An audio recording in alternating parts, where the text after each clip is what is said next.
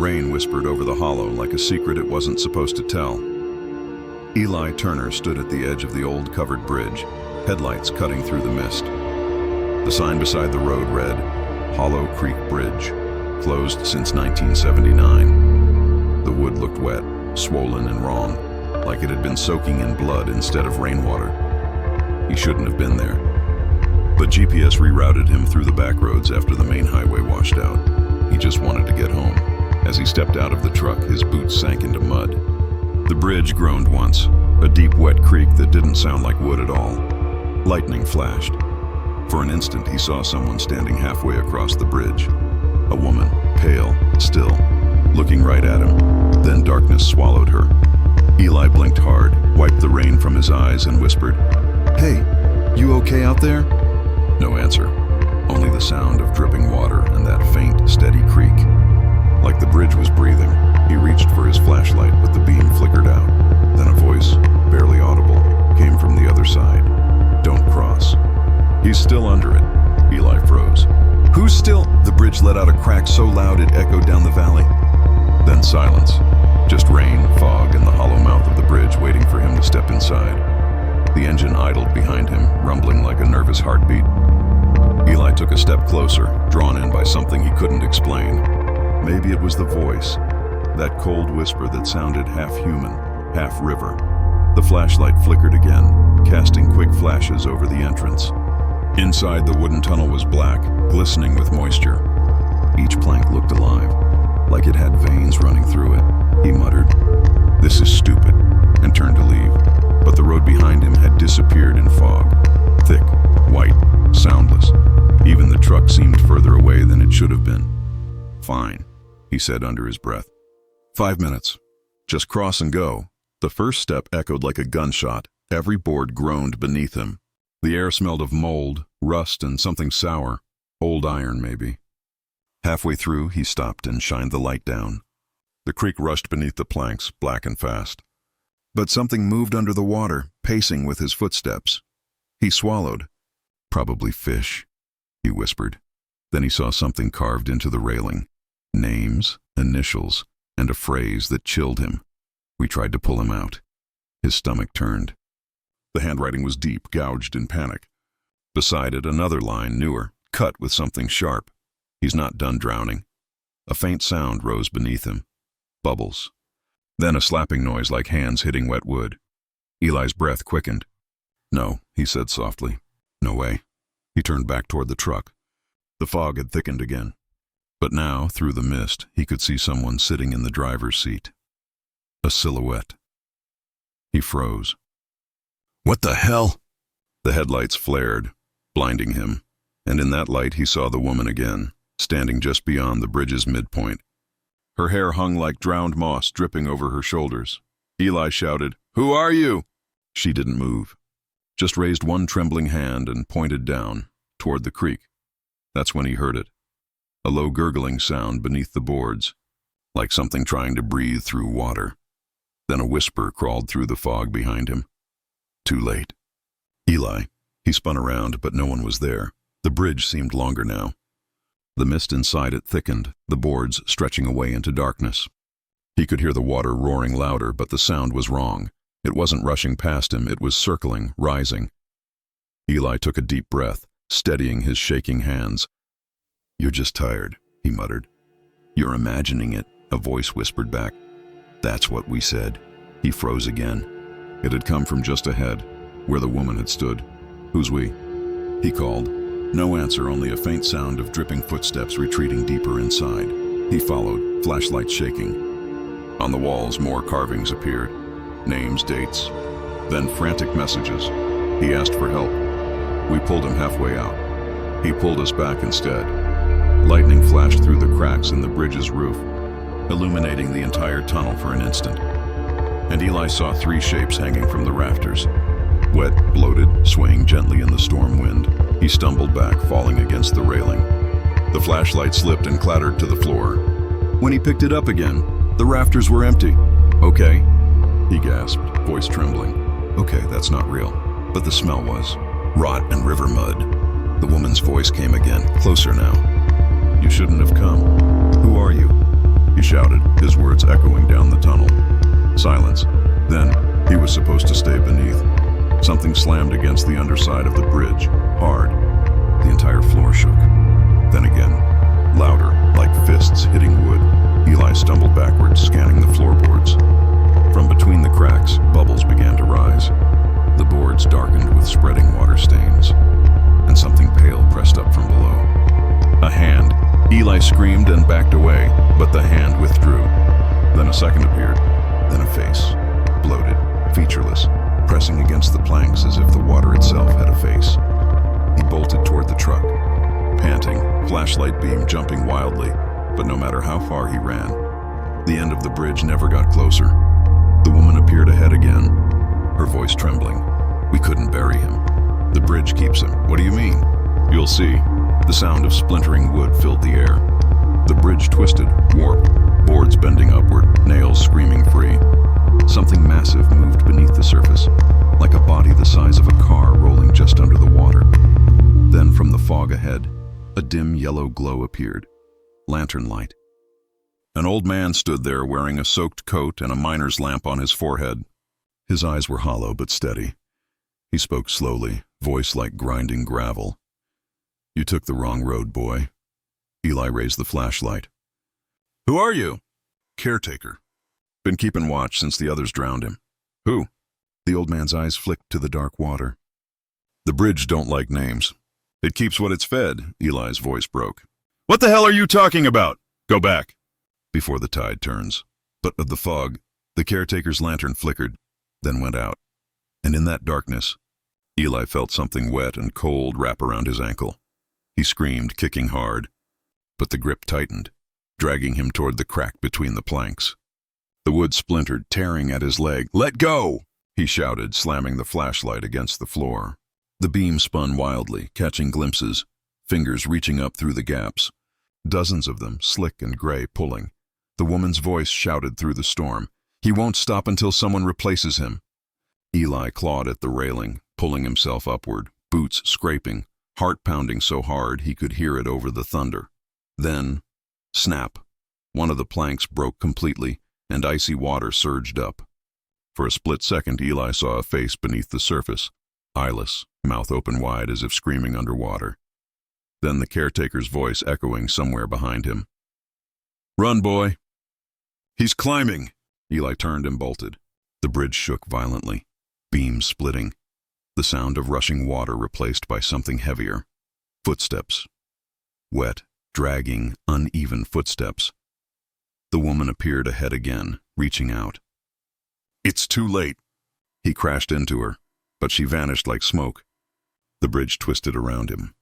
The exit glowed faintly with the headlights of his truck, still idling, but something stood between him and escape. A figure, dripping, tall and impossibly thin. Its jaw hung open, water spilling from it like a waterfall. Its eyes were hollow sockets filled with writhing black water. Eli raised the flashlight, but the beam bent, like light refused to touch it. The figure spoke with a gurgling sound. "Trade. Complete." Eli screamed and ran for the light, but the bridge collapsed behind him. Water rushed upward, swallowing everything in a roar. He leapt toward the truck, hands scraping metal, and then darkness. Morning came quietly. The rain had stopped. Sheriff Dale Harlow stood beside the Hollow Creek Bridge barricade, sipping coffee. "Another washed-out crossing," he muttered to his deputy. "That's the third one this year." They'd found a truck stuck halfway across the bridge, engine cold, driver's seat empty. No sign of Eli Turner. "What do you think happened?" the deputy asked. Dale sighed. "Same as the others, I reckon. Folks can't read a road closed sign." The deputy looked at the planks. "You hear that?" "Hear what?" A faint creak, rhythmic, like something shifting beneath the boards. Dale frowned and leaned closer. Water lapped softly below, rivers higher than it should be. Then he saw it, a handprint on the inside railing, fresh, muddy, and carved just beside it. A new line that hadn't been there yesterday. He's breathing again. The sheriff stepped back, throat dry. "Let's get the hell out of here." As they turned to leave, bubbles rose through the black current below, one after another, forming a slow, steady rhythm. From far down the hollow, a voice drifted through the fog, hollow, familiar. Don't cross. He's still under it, and the bridge creaked once more as though exhaling, waiting. The scream came from the river, or maybe from inside the bridge itself. Lila Crane stopped halfway down the trail, flashlight trembling in her hand. The beam sliced through fog to reveal the massive iron skeleton ahead. Iron Hollow Bridge, built in 1912, closed after a derailment decades ago. She'd come to photograph it for her midnight photography blog, Ghostlight. Locals warned her off. They always did, but tonight, the air itself seemed to hum. A low metallic vibration that grew stronger as she approached the first support beam. When her boot touched the rusted steel plate, the sound deepened. Almost like the bridge was singing. The fog thickened around her. She aimed her camera.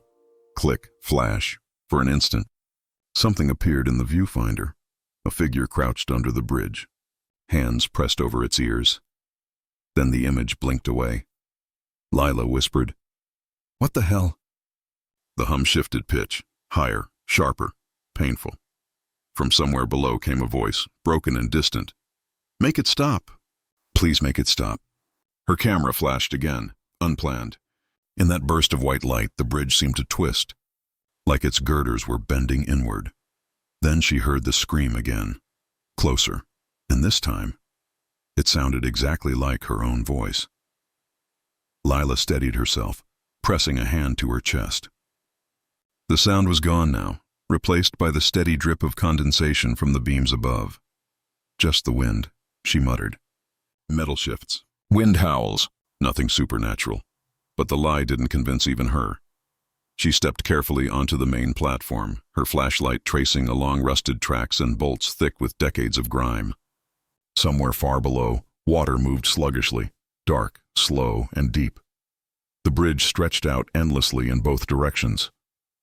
Every few feet she saw old graffiti, initials, dates, and crude sketches, but near the center, one message repeated in black paint, almost ritualistic.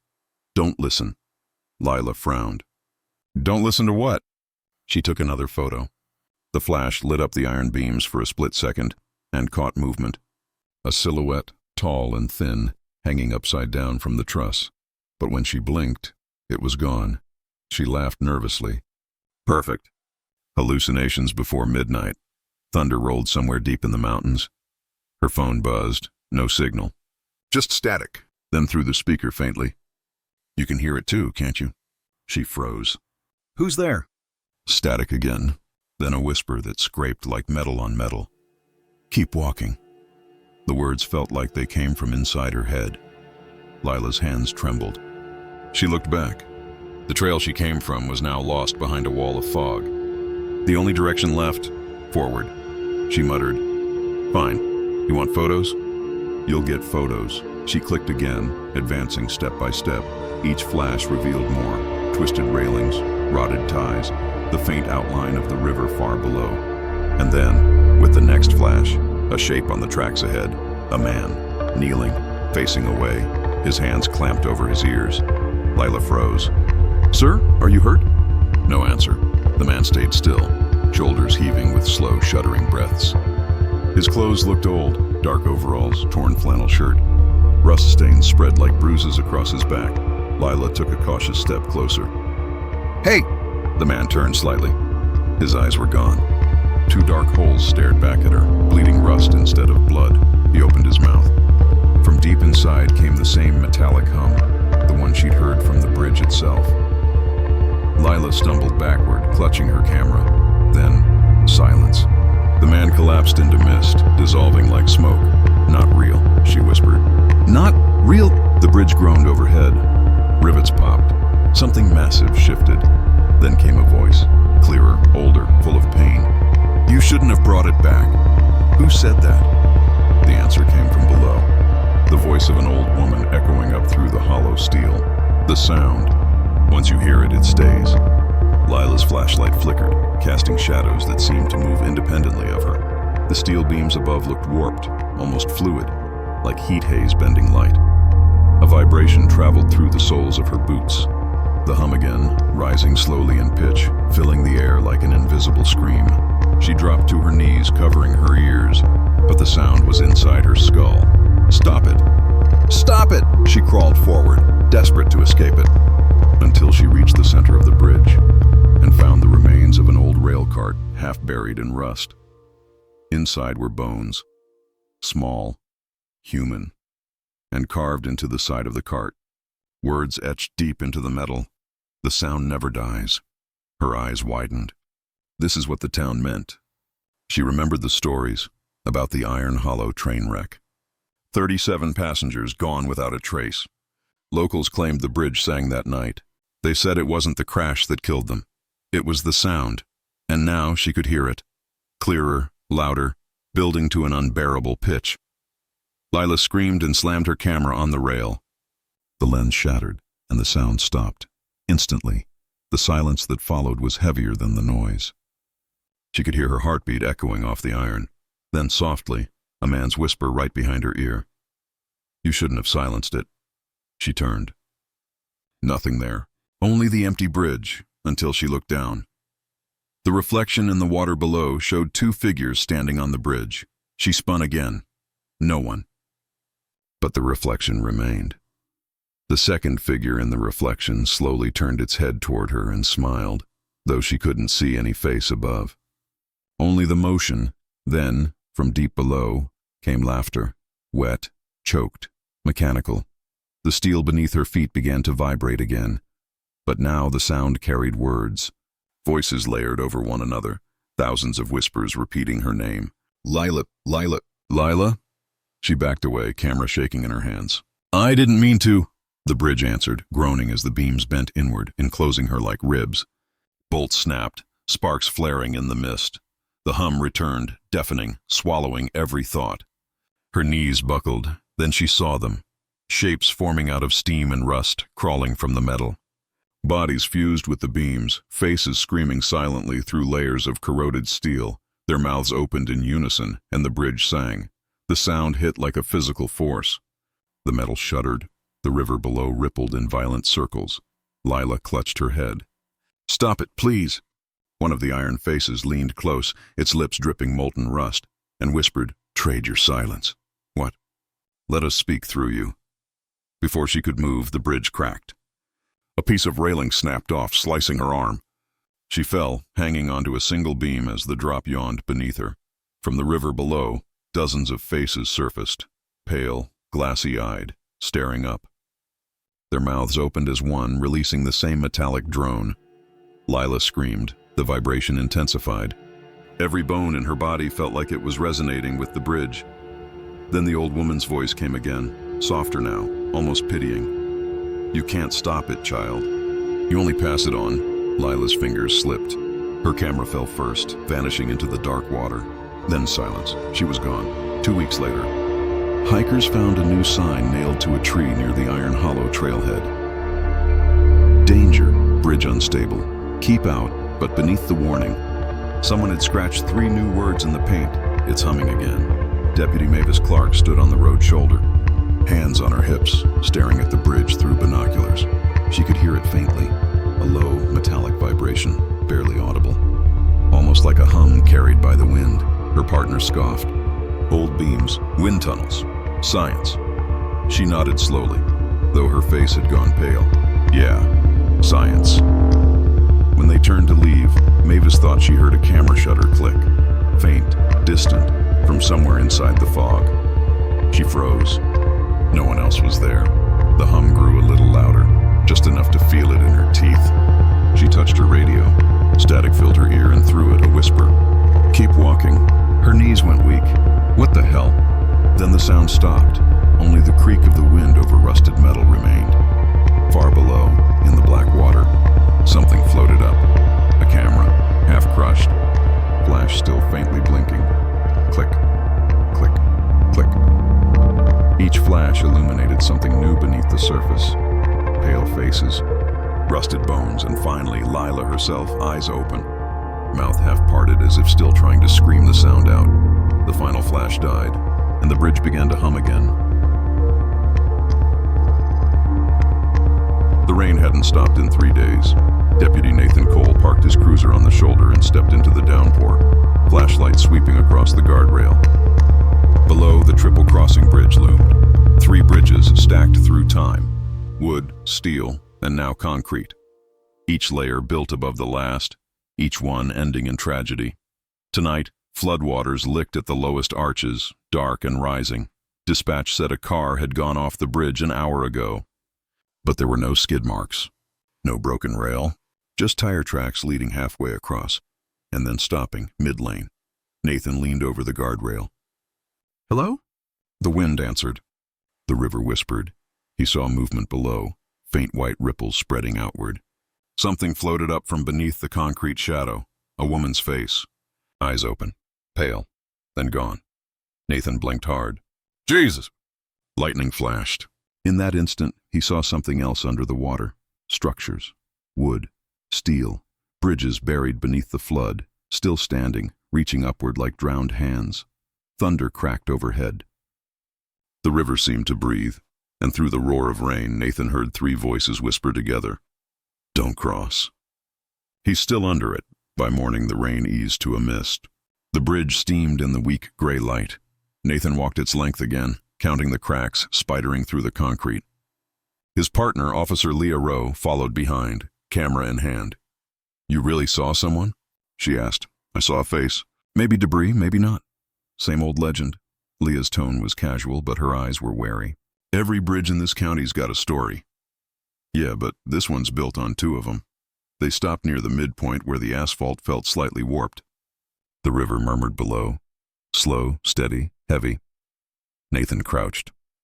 There was something carved into the concrete barrier, faint under grime. The sound never dies. Leah frowned.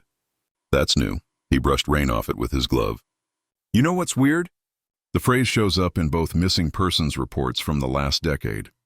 Hollow Creek, Iron Hollow. Now this. Coincidence? Maybe.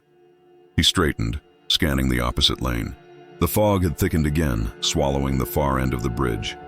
The world seemed smaller, flatter, like a movie frame closing in. Then a noise rose from below. A low humming, mechanical at first, but with a rhythm that almost sounded human. Leah stiffened. "You hear that?" Nathan nodded slowly. "Same as before. Wind." He shook his head.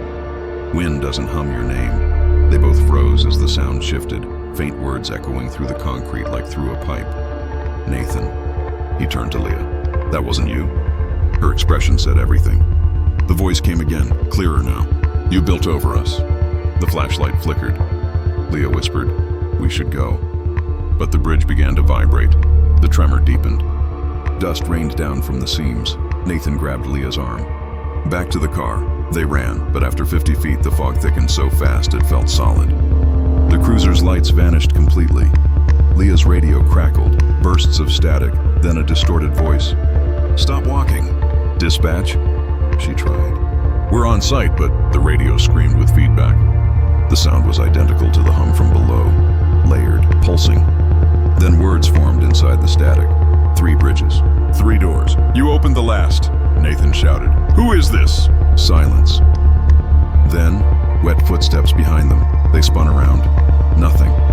A faint shape emerged through the mist. A man in soaked overalls, face gray, eyes empty.